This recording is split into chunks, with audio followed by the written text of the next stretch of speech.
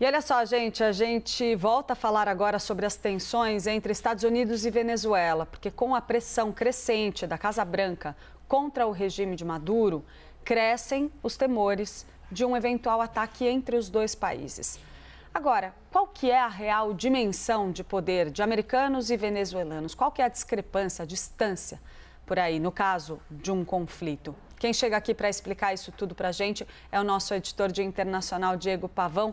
Diego, muito bem-vindo, muito bom dia para você. Obrigado, Clarissa. Bom dia para você, bom dia para quem acompanha o Live CNN em casa. Pois é, na verdade o que existe agora é esse jogo de propaganda dos dois lados, principalmente do lado do regime Maduro, demonstrando ali suas capacidades, mísseis, alguns aviões também. O Donald Trump, do outro lado, fazendo a mesma coisa, mobilizando, na verdade, esse efetivo militar americano no Caribe. A gente mostrou muito isso ontem, como esse efetivo está dividido ali no Caribe e como esse efetivo está pronto também para agir caso venha a ordem do presidente. Importante lembrar que o que a gente tem no momento são essas movimentações, mas isso faz parte exatamente da retórica, da propaganda. A gente não tem ainda, de fato, uma ação direta para entrar num conflito aberto entre os dois países. O fato é que existe sim uma diferença bem grande em relação ao poderio militar dos Estados Unidos e da Venezuela. A gente preparou uma tela com os números que mostram exatamente essa disparidade entre os dois países. Vou começar aqui pela questão dos militares ativos, ou seja, pessoas militares que estão prontos para entrar em combate. A gente tem aqui uma diferença enorme. 1,3 milhão do lado dos Estados Unidos, e do outro lado, 130 mil da Venezuela. Isso significa o seguinte: para cada soldado que a Venezuela tem no quartel, os Estados Unidos têm 10. É uma proporção de 10 para 1. É algo que chama muito atenção. O segundo dado também chama atenção. Olha a diferença aqui, Clarissa, entre quem está na reserva nos Estados Unidos e quem está na reserva na Venezuela. Na Venezuela, a gente tem esse número da milícia. Isso é importante num cenário de guerra, num eventual cenário de guerra, principalmente na questão terrestre, porque a gente tem essa disparidade ali entre 800 mil e 4 milhões na Venezuela. Mas quem que é essa milícia? Quem faz parte dessa milícia? Na verdade, a gente está falando de pessoas leais ao Nicolás Maduro.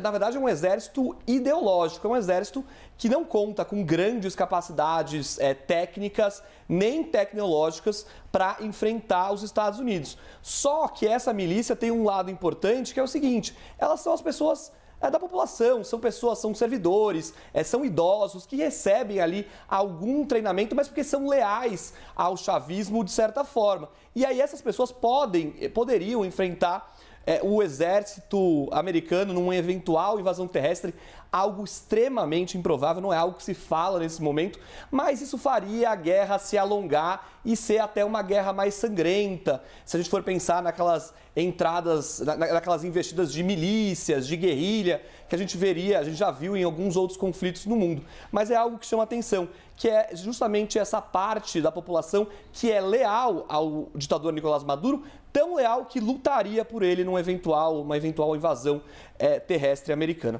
E aí a gente tem aqui aeronaves de combate, a diferença também bastante, 2 mil dos Estados Unidos, 40, isso são números aproximados, tá? Mas 40 da Venezuela. Mesmo assim, os venezuelanos têm ali um caça que eles compraram da Rússia, que é um caça que carrega armas de grosso calibre, até poderia derrubar alguns aviões americanos, mas isso não seria um ganho de fato no campo de batalha, seria mais, na verdade, algo para reforçar essa propaganda do Nicolás Maduro. E aí a diferença também em navios de guerra. Interessante essa diferença também muito grande, 290 para 50. Os Estados Unidos têm aquela marinha que se chama de Marinha de Águas Azuis. Quer dizer, é aquela marinha que vai combater lá longe dos Estados Unidos, que tem capacidade para ficar no mar por meses e tem toda a estrutura para isso.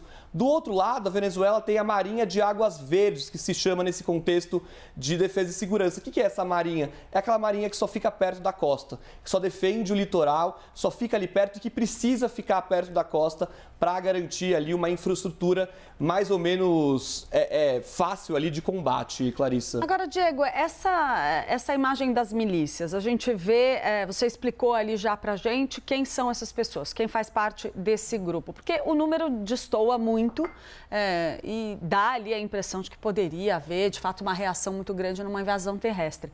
Mas uma coisa é o pessoal se dizer leal ao regime de Nicolás Maduro. Outra coisa é, na hora de fato, existir uma invasão, se essa galera vai para o combate, como o governo venezuelano, o regime venezuelano eventualmente espera, não? Exato. E, inclusive, até, Clarissa, existe a questão sobre esses números da milícia, porque são números questionáveis também. Esse número que a gente trouxe agora, de 4 milhões, é um número que se tem ali um consenso entre especialistas, entre analistas da comunidade de segurança, que se diz ali 4 milhões. Mas, por exemplo, o regime Maduro fala em 8 milhões de pessoas.